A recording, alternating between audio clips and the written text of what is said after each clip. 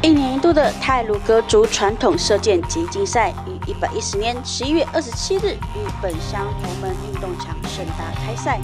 秀林乡长王玫瑰、本乡代表、各村村长、部落主席及部落族长皆一同到场关心比赛进行。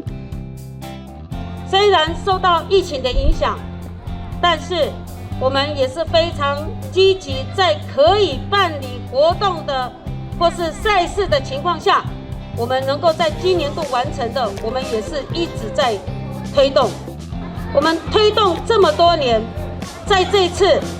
看到那么多的队伍参加，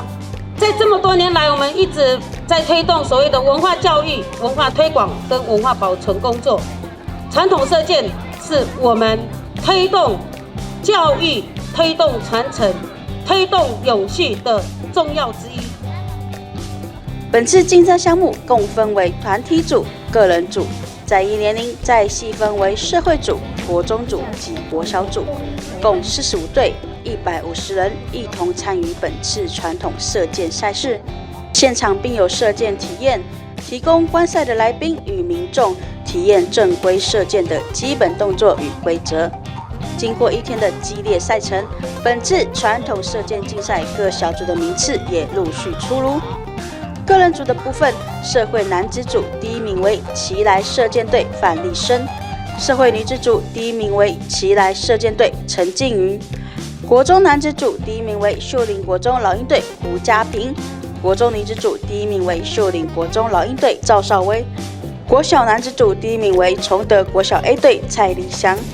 国小女子组第一名为秀林国小队金佳瑜。团体组的部分，社会公开团体组第一名为奇来射箭队，国中团体组第一名为秀林国中老鹰队，以及国小团体组第一名为崇德国小 A 队。另外获得神射手奖分别为崇德国小蔡立祥、秀林国小金佳瑜、秀林国中胡家平、秀林国中赵少威。奇来射箭队吕瑞红、奇来射箭队陈静宇。破纪录奖的部分，则由社会男破纪录奖奇来射箭队范立生，社会女破纪录奖奇来射箭队陈静宇，国中男破纪录奖秀林国中胡家平，国中女破纪录奖秀林国中赵少维荣获殊荣。期待透过竞赛与体验的方式，能够传承及发扬原住民族传统射箭文化技艺，推展传统射箭技能外，提倡射箭运动风气，进而保存与延续太鲁阁族的传统射箭文化。美宣组报道。